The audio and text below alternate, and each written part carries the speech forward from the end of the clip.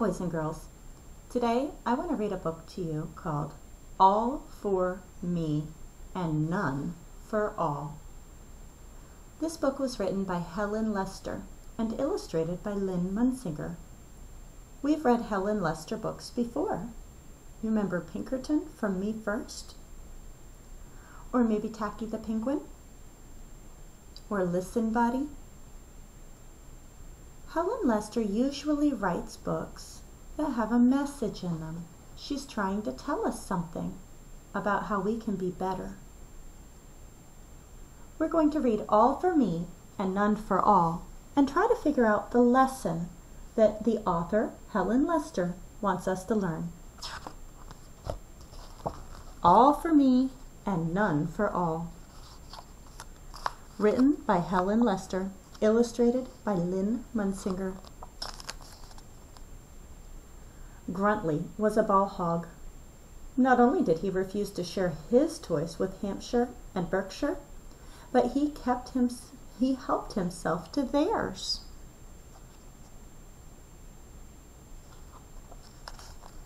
Gruntly grabbed Yorkie's shoes even though he already had far more shoes than feet. Look at all those shoes he has. And he only has 2 feet, and he's still taking Yorkie's shoes. And it got worse. Gruntly constantly snuck up on Woolworth and Cluck to gather more fluff and feathers so he would have the poofiest pillows. If there was something, he wanted it all for himself. So here's our main character. He's been on every page. What's his name? Gruntly. His name is Gruntly. What is Gruntly's problem?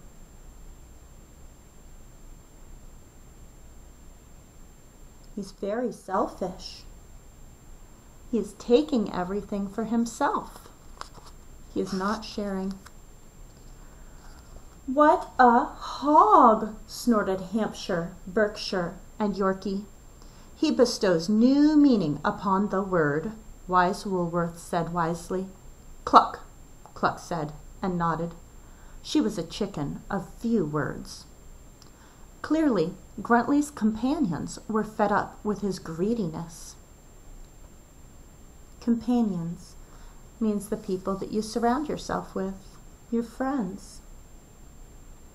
And they were fed up. That means they were tired of it. They'd had enough. They were tired of his greediness.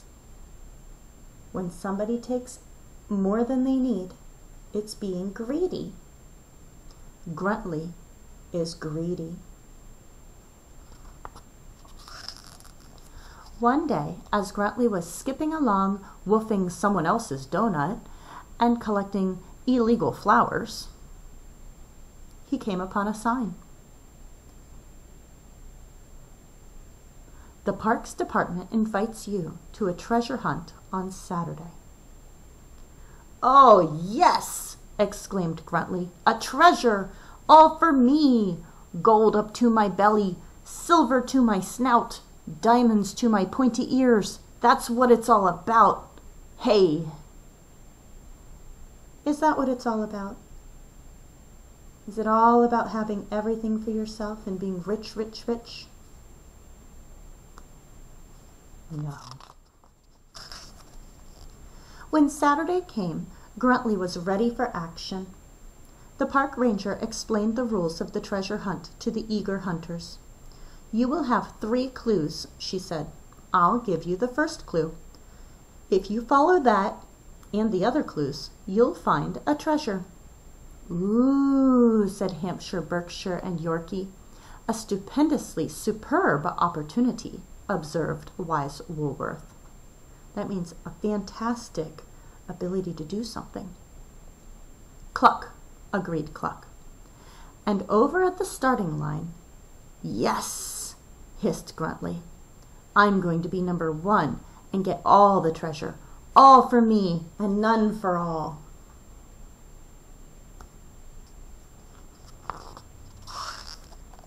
The park ranger called out the first clue. clue number 1. Go 50 steps, then you will see clue number 2 under the C. Yes! Gruntley was in such a hurry to be in the lead, he didn't bother to hear the end of the clue. As the others headed off to look under the tree, Gruntley was racing towards the C.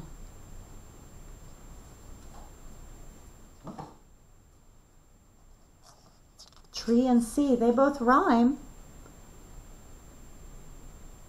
But Gruntley wasn't listening and paying careful attention. Gruntley did not get far. Gruntley got wet, so he slogged back. As he passed the tree, the second clue, which the other hunters had left behind, blew right into his hand. Clue number 2. To find the next clue and make your heart sing, go to the playground, look under the... Again, greedy Gruntley was so eager to be number 1, he skipped the last word. He was not patient. He didn't read the whole thing. He was impatient and he hurried. He thought about a rhyming word. What rhymes with sing? Wing. So that's where Gruntley's looking. What else rhymes with sing? Swing, huh? I've got it, he snorted. Wing! Look under the wing! Several annoyed and squawking birds later, Gruntley gave up the wing idea, and as he hurried past a playground swing, he tripped over the last clue, which his companions had tossed in the grass. Clue number 3. To find your own treasure, turn left at the frog, and there it will be under a... Oh, I know, cried Gruntley, under a hog, and there it will be under a hog. Yes! Do you think he's right? Gruntley galloped on, zoomed left at the frog, and screeched to a halt. He was surprised to find his companions already sitting on a log.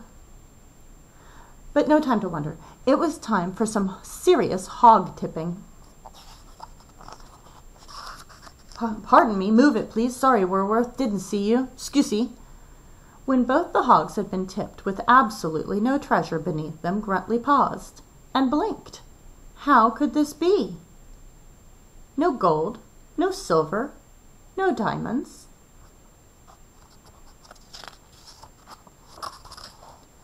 Wait a minute.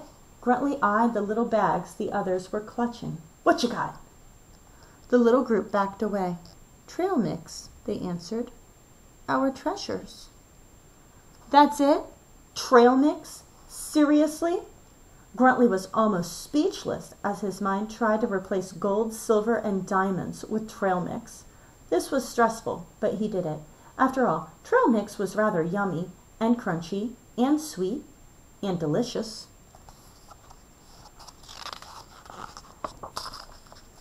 I don't suppose there might be some left for me? All for me? Gruntley's fellow hunters, fearing that he might grab at any moment, gripped their little bags so tightly they crackled. Then Cluck, the chicken of a few words, strutted forward. She looked Gruntley in the eye and said, Cluck. Look, wondered Gruntley. Look where? Cluck pointed her ruffled wing towards the log. Cluck. There? Asked Gruntley. And then Cluck got down on her knees, or whatever chickens get down on, and pointed way low with her beak. Cluck, cluck, cluck, cluck.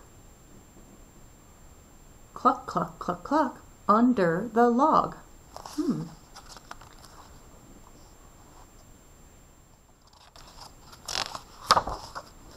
Oh, now Gruntley got it. Without even waiting, as Cluck clucked, you betcha, cluck, cluck, cluck, Gruntley looked under the log and grabbed his treasure, his very own treasured treasure. He was about to dig in. But wait. The others had saved it. No one had touched it, or taken it, or snatched it, or grabbed it, or tried a nibble, or a gobble, or hogged it. They had saved it for him. It was his. It's in his own bag, marked with his own name. And his companions, his friends, had saved it for him. Gruntly was so moved by his companion's kindness and honesty, there was only one thing to do. Should he? Would he? Could he? Cluck, cluck, wondered Cluck. As Gruntly moved closer, Hampshire, Berkshire, and Yorkie hugged their treasures, trembling. Why are they hugging their treasures? What do they think that Gruntly is going to do?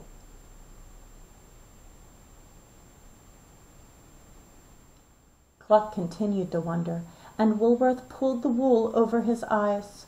Gruntly looked at his worried companions, and he said, "All?" And the little group took a deep breath, and Gruntly just smiled. "Almost all for me, but some for all," and Gruntly shared. Did he learn his lesson about hogging and taking more than he needed? He saw that his friends did not take his, and he decided he would share. I'm glad. Sometimes there are things that we need to share. And sometimes there's things that we should not share, like germs. Always remember to try to be your best person. Thanks for reading with me today.